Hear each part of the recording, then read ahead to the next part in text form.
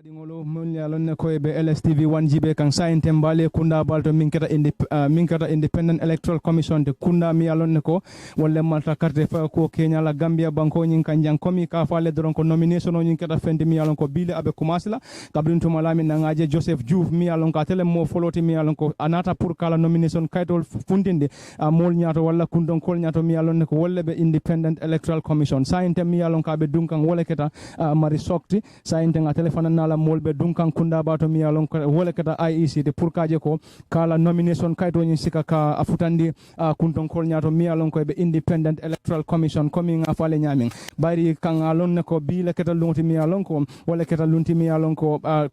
candidate walla ko mol mi alon ne ko be president ya walla ko man sayani ni kam banko nyin kan e be la nomination kayto ta kan ibaka kan fenti mi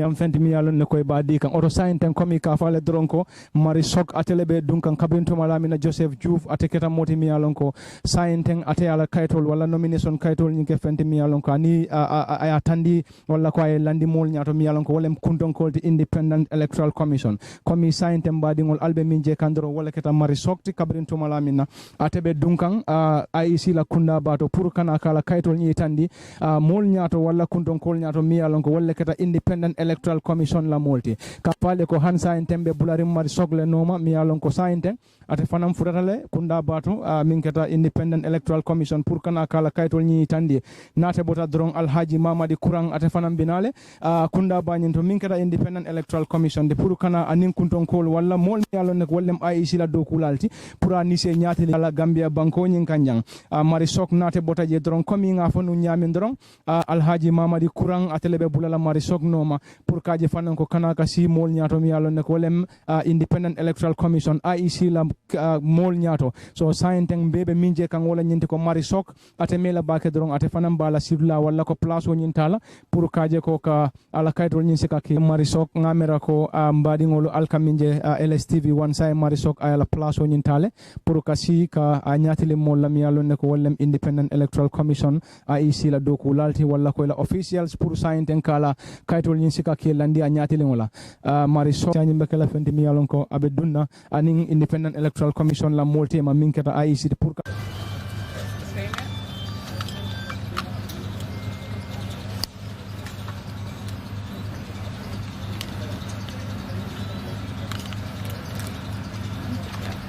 what is pending is my declaration, my asset declaration. I couldn't get a GP yesterday, but Monday he said he will come and get all that done. I can do. And my forms, some people are currently living in Barra, so the forms are here, and we didn't get that done yet. No, it's not yet done. Yeah, it's not yet signed. It's done, but it's not signed by the So I told them to bring it back because there's no point keeping it till Monday, just so I should do that what's happening. And my signatures are not complete. That's the one here, but it's not stamped by the JP. Yeah. I didn't know. They told me I have to put it on the manifesto.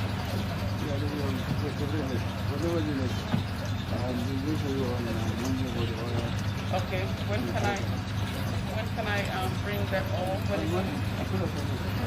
No, the guy said well, everybody knows Marisol. I just got married, so it's difficult to change everywhere, but it's the same Marisol Trebate, Mrs. Trebate. But everybody knows as Marisol. Everybody was well, I saw IEC write Marisol Trebate, but if you look online and everywhere, when you type Marisol Trebate, only Marisol comes up. Because in this case, it's correct Marisol Trebate. Well, I was not aware. We are telling you now. Yes. Okay. But then I will have to change all my documentation. Let us use Marisol. So we don't complicate matters. Yes.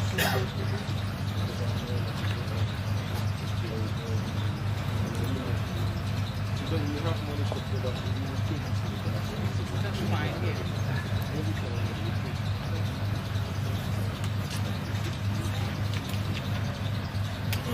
If that is easier. It's all yours.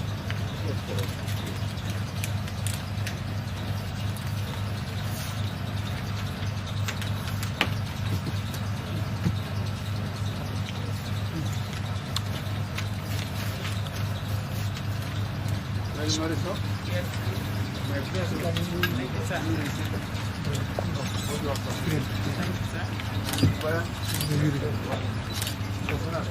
Thank you, sir. Thank you, sir. Thank you very much, sir.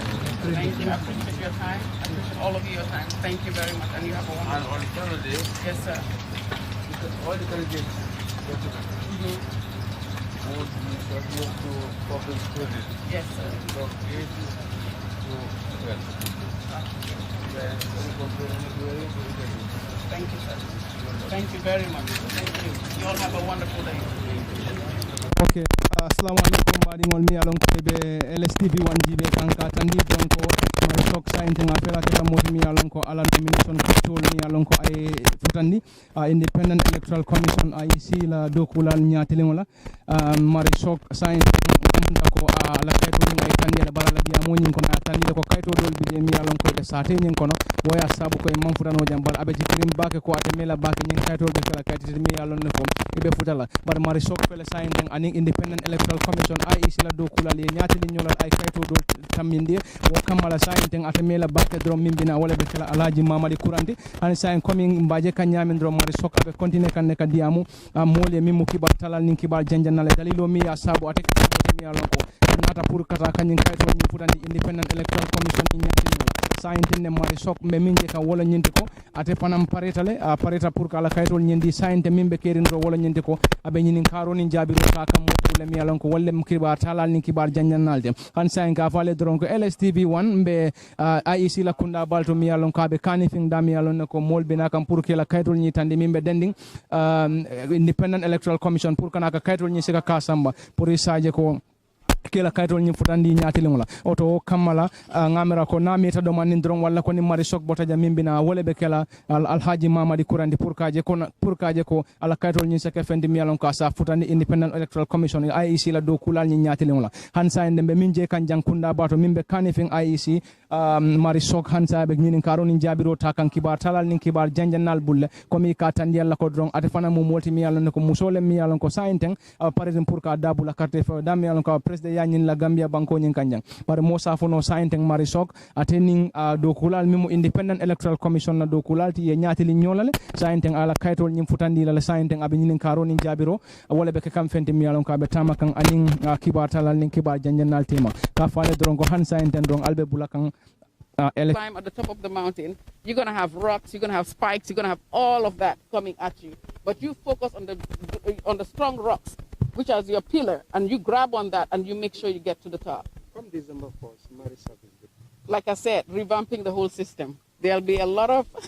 changes going to be made. Gambia is going to be branded. We need to brand Gambia again. And like I said, we're going to pump a lot of women in the system and a lot of young people as well, because we need to start moving. Well, it's on us, the politicians. When you have your people following you, your followers, whenever you talk or whenever you speak or you're on a rally or on a platform, the first thing you should advocate for is peace. Tell your supporters you don't condone anyone that's not peaceful. Even if they insult you, you should accept, because this is it. Donald Trump was most insulted politician probably in our whole history, but he still moves on. And we need to develop thick skins as politicians. So we need to advocate for peace. Before we speak or before we give speeches, we need to tell our supporters we stand for peace. When we finish our speech, when we end, we tell our supporters we stand for peace. When you keep promoting peace and telling your supporters to promote peace, eventually they will listen. Thank you so much. Thank you. So, do you face any concerns? Oh, no, never. Everything is very well organized and professional. I'm really impressed by the IEC. Thank you.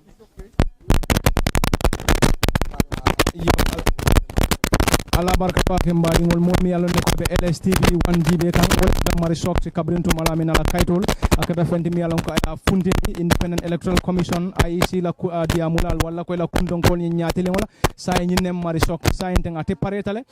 sa enten afela be silo nyinta kam pour kaje ko ka fundi kunda bato min kata Independent Electoral Commission IEC la sansango nyin kono albe min je kanten LSTV1 wala mari sok ti sa enten kabring tebe ke kam moti mi alon ka be fundi kam kabring aning Independent Electoral Commission la dokulal IEC aya la kayto nyin ke fente mi alon ko aya landi nyatele wala oto kam mala sa enten ngamra ko mari sok abe nga place o nyimbula kan min kata kunda bati min kata Independent Electoral Commission la kunda bati min kata kanifing sate nyin konoti oto sa enten te fe wo fen kala dro nim mari sok be fundi la banda nim mari sok bota je komi ka tandi mo la dron ko nim mari sok bota min be na kala kayto ni tandi wala ko ke nati Independent Electoral Commission IEC nyati ni wala jang wala be kala Alhagie Mamadi Kurang di komi na fale te mela baka dron Alhagie Mamadi Kurang ate fana be kala moti mi alon ka bina kunda banyin to jam pour kana kala kayto ni tandi nyati ngola sa ente mari sok fela ay dula nyimbula min kata Independent Electoral Commission IEC la kunda bati min be kanifing sate nyin kono sa ente mari sok fundita bandal kabrin to mala min na nin kibar talal nin kibar janjannal e kacanyin so oto mila baka dron be min bisimila la wala be kala Alhagie Mamadi Kurang ka fale fana dron alse continue ka bol LSTV noma pour kaje ko ka kol be nati mi alon ne ko wala be tarra ke kanya Independent Electoral Commission na kunda bati min kata kanifinde da mi alon ne ko bile kata lum foloti pour ka nomination nyin kumasi Gambia banko nyin kanya kabrin to mala min na president ya carte fayo nyin kata fente mi alon ka nyati le Gambia banko nyin kanya ko mi ngalo nyami Joseph Diouf atele kata modi mi alon ka atele follow nata no kabri wo bota sainte mari sok fanam fela nata mimbe bulala mari sok noma wala be kala Alhagie Mamadi Kurang na meta do man ndorate fanam be kala modi mi alon ka bina Independent Electoral Commission IEC nyati le ngola oto ka fale ala barka bake alse continue ka bola LSTV no pour ka kolbe nata le mi alon ko wala be tama kan kunda bato IEC la bunda bato ala barka bake alnal ka fale dron ko alnal badi malem parliament fati ala barka bake assalamu alaikum badingol hansa en ka fale doron ko alba bulakan LSTV 1 le no madami yalon ko hansa en tembe Independent Electoral Commission ila kunda bato sila ba mi yalon ne ko wole kataje sa en ten kabring mari sok de bota Independent Electoral Commission min kata IEC pour kala kaytol nyinta kay tandi mukundon ko la mi yalon ne ko be IEC sa en ten komi alnya je nyamen doron molle futata mi yalon ne ko le kata Alhagie Dr Mamadi Kurang ti anala molu sa en ten wolle be dunkam pour kata ka futa Independent Electoral Commission min kata IEC de pour ate finance ke moti mi alonko asala kayto nyim futandi wo kunda nyin do bar sain de ngamra ko nim mol baje kan sain LSTV 1 ala fasa bal min keta la supportalti min keta Mamadi Kurang di wolle futata sain ten bari nim police wolu be lori nyato pour kaje ko supportal walla ko mol mi yalon ne ko walla la fasa balti isa danyam police aje ko Mamadi Kurang ate nim mo dandan se dun kata Independent Electoral Commission min keta IEC police aje ko ala kaytol se ke fendi mi yalon ko se tandi kunton kol nyati ngla mimmu IEC la dokulalti sain ten Mamadi Kurang ate fanga komi nin nyaka je dron ate fanga be siri moto nyin santo sai ngamira ko negotiation lebe ke kandon anim police wol tema police aje ko mo dantan se bono je dron mi yalon ko wolle Mamadi Kurang dandan na pour kata kala kaytol nyin tandi bari police wol min tandi ja wolo nyinde ko fasa bal walla supportalu e bika mo be bulano pour dung pour kaje ko ning a candidate o nyeta bari min ka keddo wolo nyinde ko police wol checkpoint wol londi dami yalon ko e ka mol londi wol min kata fasa baldi to so tarnoje police aje ko se dawoto bari mom yalon ne fanko wol presidential aspirant mom yalon ko be mansaya walla president yani ne kan Gambia banko nyin kan ite seke moti mi yalon ko ni la mol dantangol seta pour kata ka futa office dum ko ni la mi yalon ne ko wolem IEC de bari amna ko nyaato do man ni fana be wato tala pour ka diamu Mamadi Kurang ala modo le min kata al fasa bal dal ni male tol nati tan walla fana mi ya pour ka je fana ko Mamadi Kurang ka funde jam pour ko kala kaytol ni tande ngante fe wo fenkela dro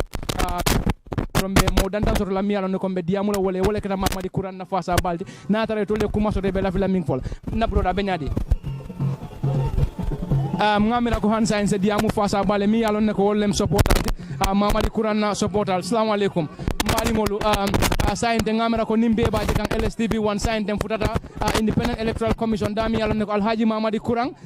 jama baka fa Dr Kurang atele futata say ngamira ko be wato tala pour ka diamala fasa bale nake ba ita todi ma dum ani bota min tol nte to musene toure mbota tumanna seni kamunde fanambe mol kono mi yalon ko inata ka Alhagie Mamadi Kurang dandam pour kana la nomination la mune content ni bi pour kana ka bula Dr Kurang no ma pour kana nomination la bi okay men content ngajele ko banku dingolo mu so abbe banku nginula adu am so 100% na gagneta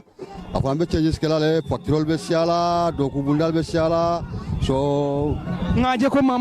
Alhaji Mamadi Kurang ate man funti juna pour kana ka da dung politiko nyin kono Gambia banko kay andung nyina ngaje ngaminje wala nyinde ko political party tara fu muang anin fe miyalan ko IEC e kayto dila yamira ko mun jikile be bul pour kaje ko Alhaji Mamadi Kurang ate be silo sot la pour kata State House December on the 4th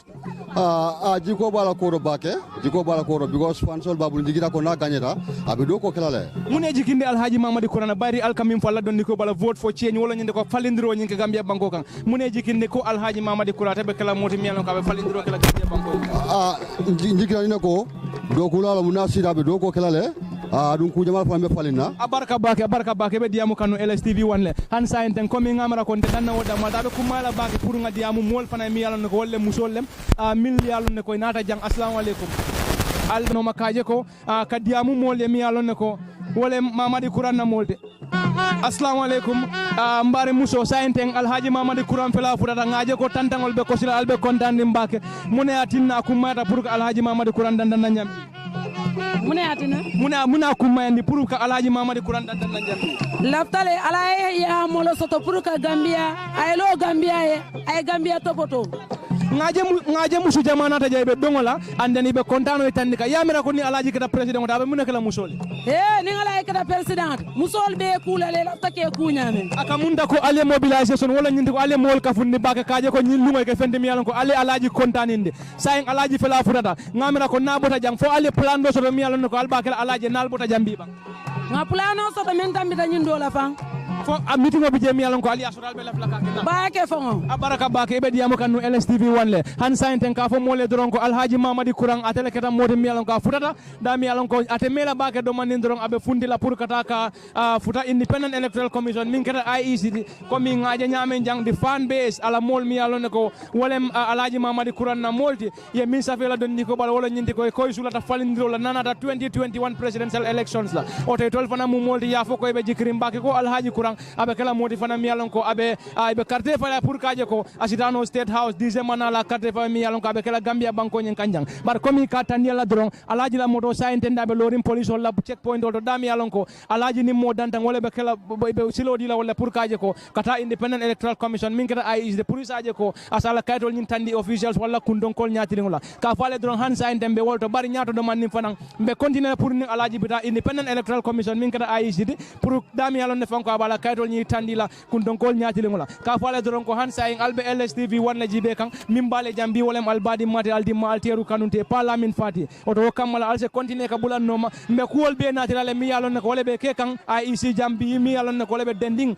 nomination la Gambia banko nyin kanyan komi bilon tili foloti amba folale ko doron ala barka bakale wato min ta pour ka bula LSTV nom ala barka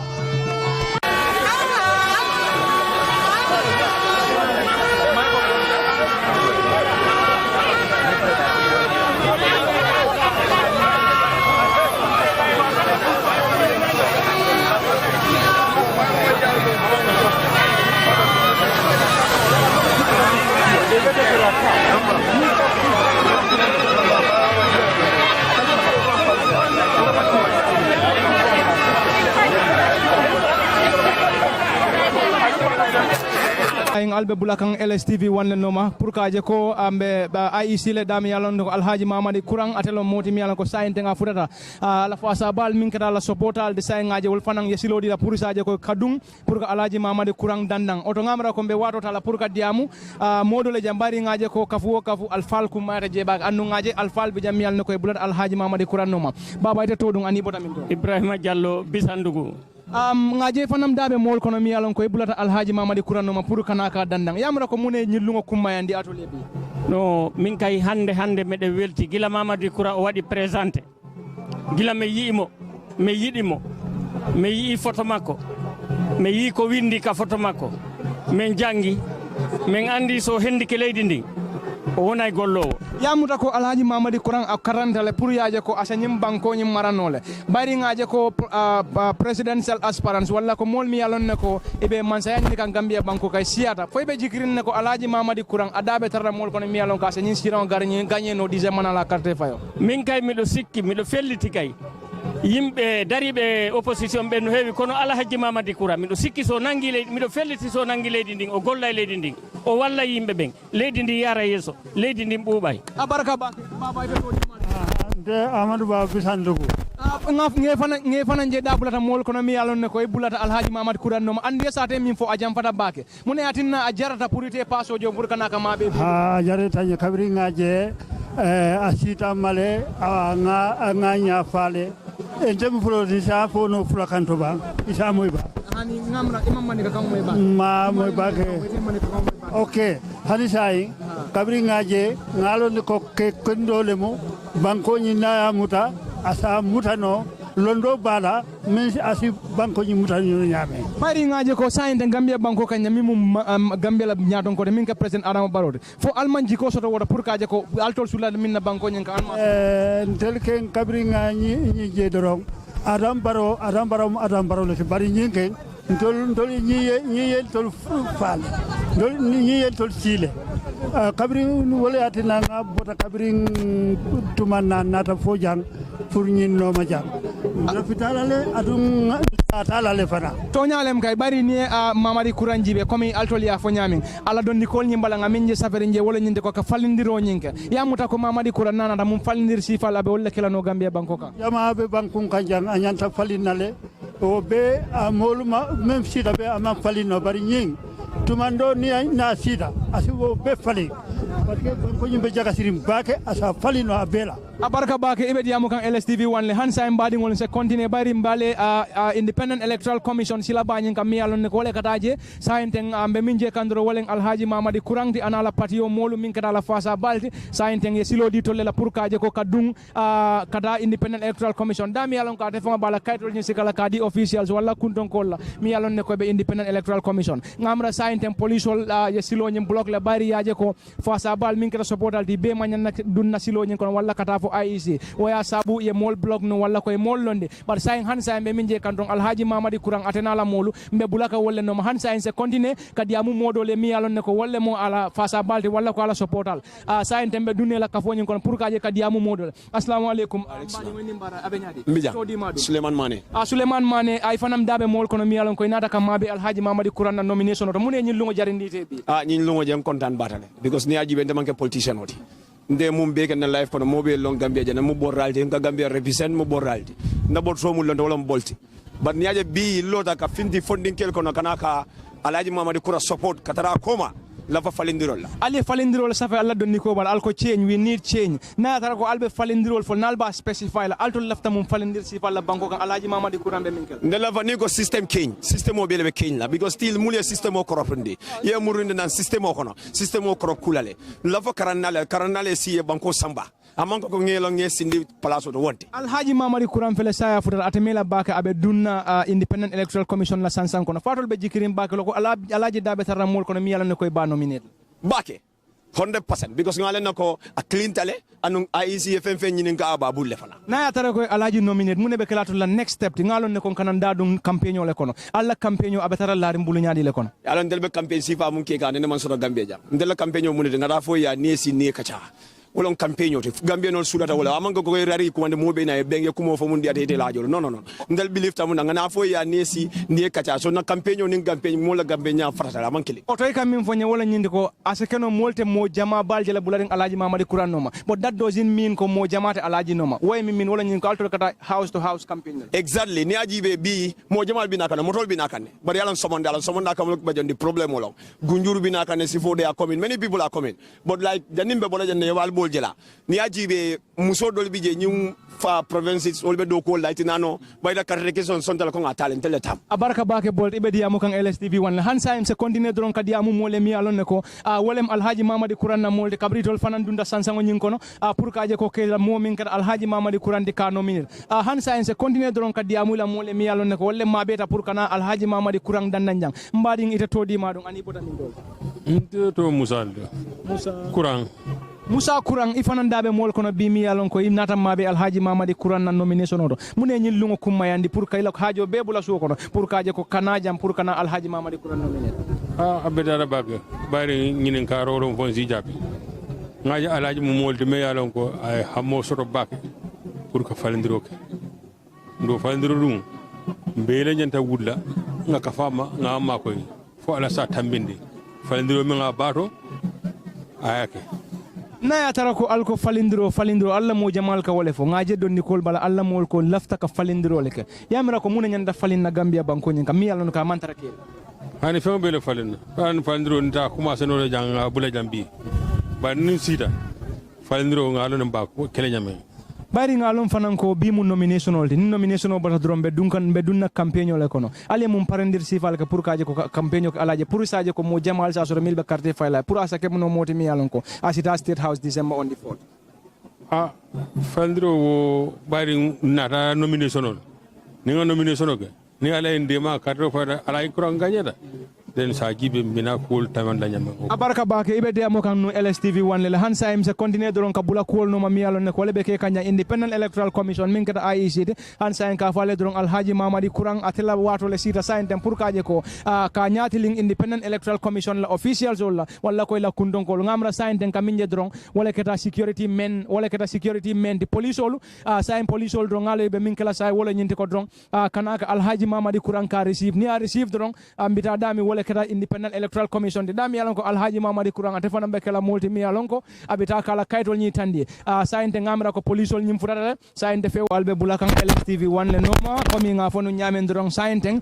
police ol futata pour kana kaje ko Alhagie Mamadi Kurang ka receive pour kaje ko Kasamba Kunda bato min keta Independent Electoral Commission IEC la Kunda bato pour kaje fanan ko ate sake multi mi yalon ko asa si nyaaton kol nyaato min keta Independent Electoral Commission la multi pour kaje ko ka ala kaytol ni tandi min be kala nomination o nyinde so ngamera ko nim police ol Alhagie Mamadi Kurang ya receive le sa en komi albebe min je kandron police ol sa bina kan pour kaje ko alaji dannan pour saje ko sedung Independent Electoral Commission min kata IEC so kamal al se continue ka bulan no mambe ko be nati lale mi yalon ko abe taka Independent Electoral Commission min kata IEC sa albe min je kan wala kata Alhagie Mamadi Kurang telo moti mi yalon ko sainteng be mol kono mi yalon sa abe mol nyati ling la pour ka nyati ling kata Independent Electoral Commission min mo IEC so do kamala han saing al se continue ka bulan no madron LSTV 1 le min ka nyin update sol wala ko nyin natale jang wala kata albadi material di malteru kanunte parliament fati han sain drong al se continue kam bulan noma to ngata nga dung Independent Electoral Commission la sansamba ko min kata IEC ala baraka bake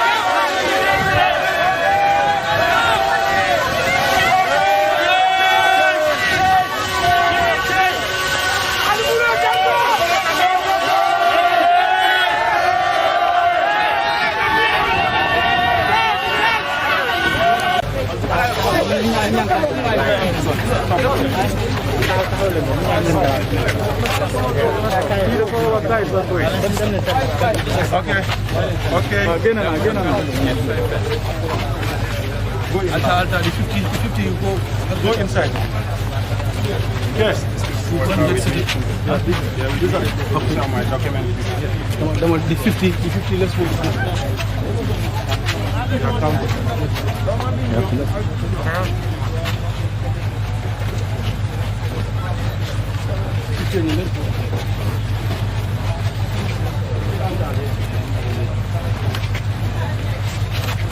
That's okay.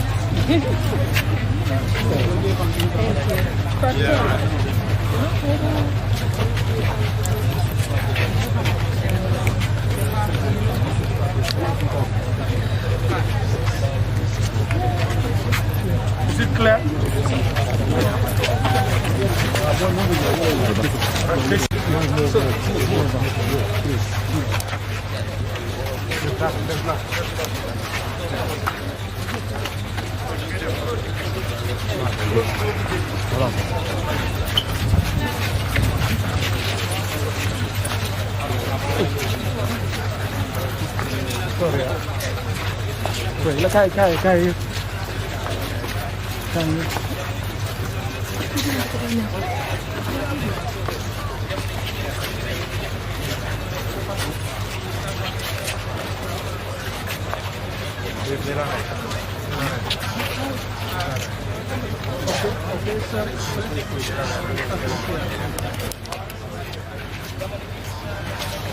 Okay, please.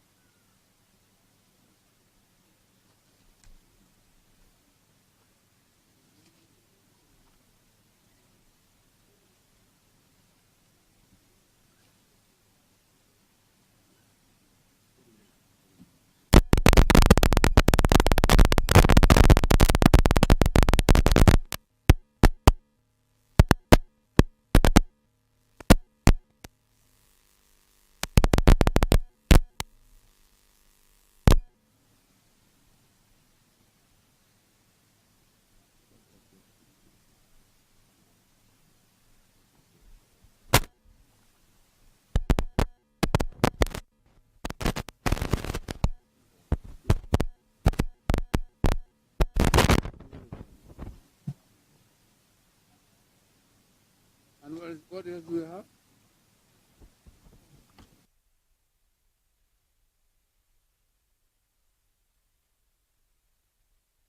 What is part of the condition? You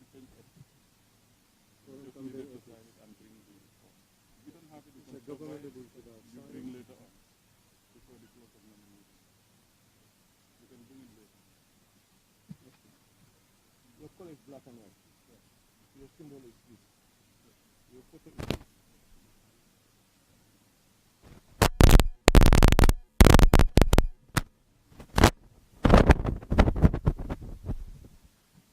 And your official name is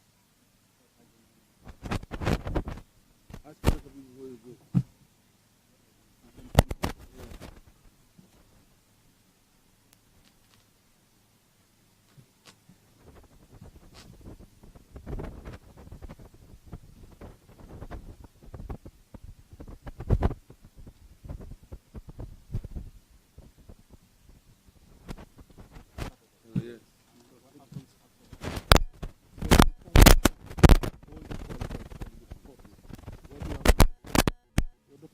Your documentation will be reviewed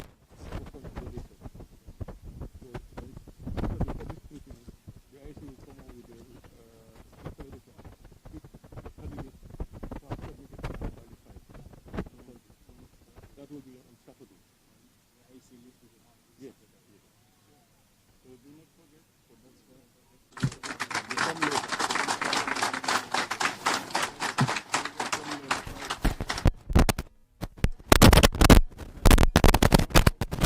Yeah, I mean, we came out fine. Everything is okay. Yeah, we are told that there is still one step of the process. The second process is a public viewing, and we're looking forward to that. And after that, hopefully the IC will come up with a list. Are you that you will be accepted? Well, we have no issues. The criteria is clear. We're a Gambian citizen. We're a resident. We're qualified professionally, and we have submitted more than 6,000 signatures, when 5,000 is what is required. And we have basically fulfilled all the requirements that will be needed. Yes, sir. How do you feel that Gambians, like, what do you have? Well, I think I'm the right candidate at the moment. The world is going through changes. The Gambia needs to find a candidate that can sail through the difficulties that the global society is facing, somebody who understands the economic issues, the political issues, the global issues. I have been tested and proven. For 20 years, I have operated an institution professionally, employed people, and trained more than 20,000 Gambians who are employed in every industry in this country. I understand the economic problems of the country. The major problem of the country is poverty, and this country needs somebody who can solve poverty, a problem solver. I am a problem solver. I have not been corrupted with any government. I have not been involved. I'm a neutral person. People can trust me that I'm going to deliver what the society needs. Well, to tackle poverty, like I said, there are a number of issues affecting this country. We have put education on top of our agenda. The Gambia is facing major educational problems of this country. As you know, it's a country that started with an educational system that is basically apartheid. In 1965 or before that, if your father is not a chief, you could not go to high school or primary school. That system has been entrenched in the society. In this present moment, if you don't have money, you cannot get education in the Gambia college. Even if you have money and go to the Gambia college, after 3 years, you come up with a diploma. When we come to power, we are going to remove all diplomas. I'm talking like somebody, we're going to replace them with degrees. We are going to make education is what can move this country. Singapore got independence in 1965, no oil, no gold, no diamond. They have the human resources. For 20 years, I've been involved in human resource training. The Gambia needs to capitalize on its human resources to change this country. The only thing that can change this country is to make education abundant, and to make it cheap for everybody.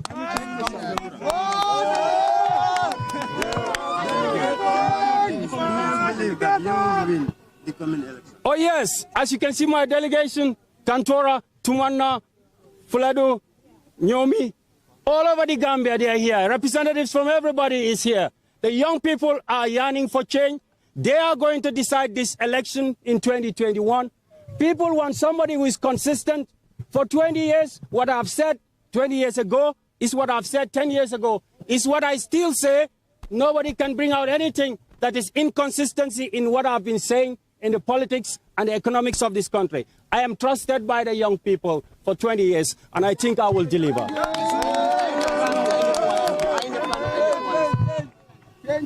Coalition, well, we are already nominated to contest, and we are going forward to December 4th. I don't think there is too much time to talk about joining anything else. Assuming that you how will you eradicate poverty in this country? How we would eradicate poverty? We want to create a middle class where carpenters, plumbers, nurses, and teachers could build their own houses and have their own cars and send their children to school and give them quality education. No country is able to develop without a middle class. If you're a policeman and you cannot afford a house, and you're a teacher, you can't afford a house. You're a journalist, you can't afford a house. Your country doesn't have a middle class. We're going to build a middle class by building the country, by creating 500,000 jobs for 500,000 youth, giving them quality education. I'll give you an example. If you're a masoner, you can build a one-story house or a two-story house if you're a carpenter. What about if I give you a 10-story house? How many Gambians can build a 20-story house? They need education to be able to do that. Education, democratization of education is the solution to the problem of this country.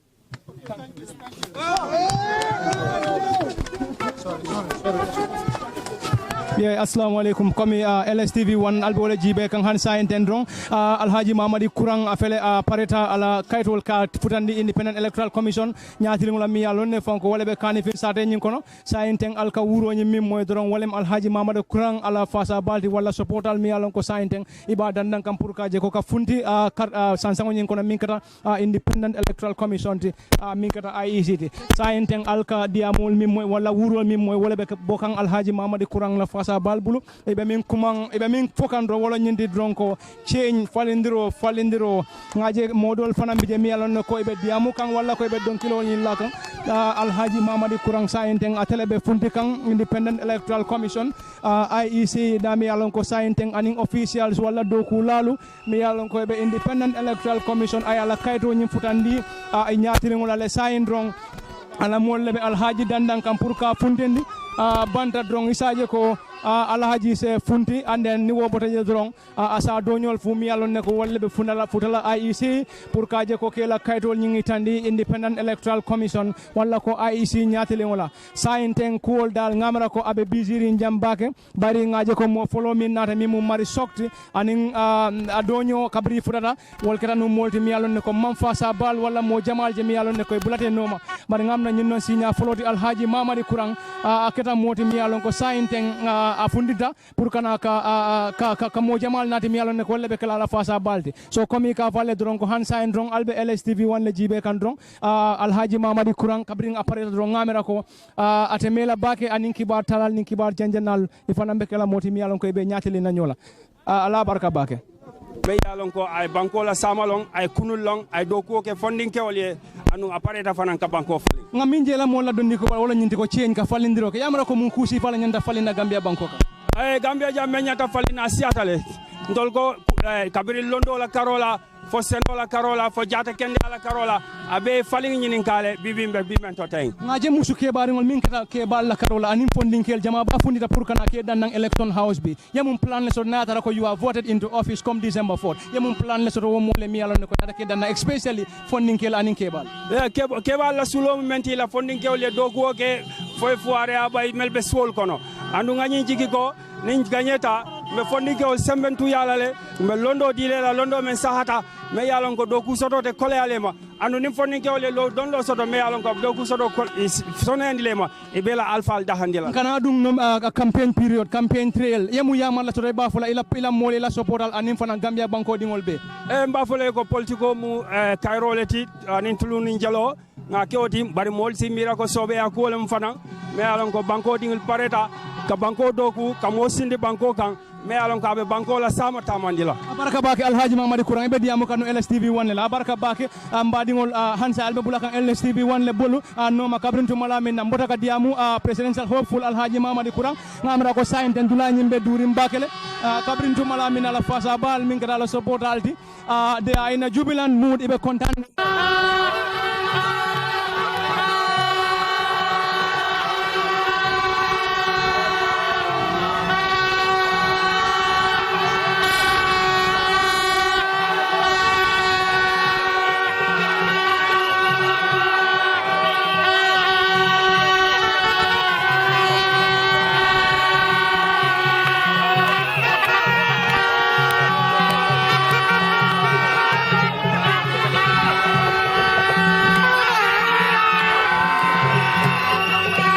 banko nyin kanjang and then I mean vola nyin ko total system change ka ko mutaka mume falling abe bunda la funding kele kana fo min yalon ko hollon ke bala molti pour kaje ko ibese ke molti mi yalon ko se fonje ala mansa kunda nyin kono to Alhagie Mamadi Kurang aya fo fanan ko campaign wato min campaign o betara keri abe moldani la bari Gambia banko dolbele tamu se campaign o kanin ku kono mi yalon ko se ke kairo nim tan ku nyin kono han sain ten alkam mama mi moy LSTV 1 television o nyaati ngola dorong wala keta Independent Electoral Commission IEC kabring Alhagie Mamadi Kurang ala kaitol sika di kundong ko la mi yalon ko be Independent Electoral Commission min keta IEC saying Alhagie Mamadi Kurang afele aseleta la moto nyin kono and then ala fasa bal min keta la supportalti jama babi je be toro nyin fekan Alhagie Mamadi Kurang afele ababulo wulini kala moli kabring tumala min ayala nomination letter wala ko ala kaitol sika ke samba Independent Electoral Commission min keta IEC ka fale dron ko han saying albe bulakan LSTV 1 le noma min kanyin update ol natale dron wolem albadi mati alteru kanunte parliament fati commissaire dron mbale election house la sila bani na kampurka kuol natale mimbe dending nomination la bari mbenga lonko Gambia banko nyin kanya mol mi alon ne ko be president ya nyini kam banko nyin kan bila kata fe lungti mi alon ko nomination o kumasta kabri mo folo nyi ya kumas wo bota je mari sok nata mari sok bota je Alhagie Mamadi Kurang nata Alhagie Mamadi Kurang kabra bota ba donyol fula mi alon ne ko bebi na pour que nyaati Independent independent electoral commission la officials wala ko la dokulalu pour que la katol ni se kadila ka alse ka fale fanan don hansa en don alse continue ka bola LSTV no mbe continue ka update wala kibarol wala fewo fe mi yalon ne ko lebe kan independent electoral commission ani mol mi yalon ne ko bina kan ka kuol natale ko min baso de kan nyami election house ka fale don ala baraka bake alka waro min beta pour ka bola LSTV no hansa en don ka fale don alka chocho mi moy wala ka wuro anin toro mi moy don wolem Alhagie Mamadi Kurang nala molti min kata change party ti itolle kata party ti mi yalon ko sainteng yela carte wala ko yela kaytol nyin ke fendi mi yalon ko yasika ya samba independent electoral commission da mi yalon ko yadi kunton ko wala official lolu mi yalon ne ko be independent electoral commission saying Alhagie Mamadi Kurang atenala molbe fundi kanne ka kunda ba nyimbula min kata election house ti komi aliye motol nyin nyame ndorong Alhagie Mamadi Kurang saying atefa dundala motol nyin kono ala fasa balu ibe kontanrim bak ibe kontanin inata jam pour Alhagie dan polisaje ko ka Alhagie nominé polisaje ko ase siloñin soto nanata dixième na la carte fayla oto kamala ka fo badi mal wala jibe lal mi yalon ko be LSTV 1 jibe kandron Alhagie Kurang na molbe min foka wala nyindi ko falindiro sulata wala Gambia banko nyin kanjang bar nyen ka mum falindir si fali kam min fo wala nyindi ko total system change wala ko nyin amu menyanta falinala pour kaje ko Gambia banko dingol se falindiro je mi yalon ko nene maje kabrin tumala minna Gambia banko ya fon soto oto kamala sa intendron benna update ol nyin danna janna folo bari Alhagie Mamadi Kurang fele abe fundi kan kabrin tumala minna la molia adundi moto kon sa intendon ate fanambe kala moti mi yalon ko abe sela suwo kono oto kamala de fenkala drom benna kacani danna janna to dondo manding wo ko la me munana ne pour kana ka ko continue mi yalon ko mbaso do kan independent electoral commission house min kata AIC te ka fale ala baraka baki alla la mor kunya ninji ber kunyima alka min ke LSTV la ani wato be alka bula LSTV no ma ka fale dron alnal badi malam aldima alteru kanunte parliament fati ndele bale election house ka ko nyin natale LSTV to el oto kamala ka fale ala baraka baki fo nyato inshallah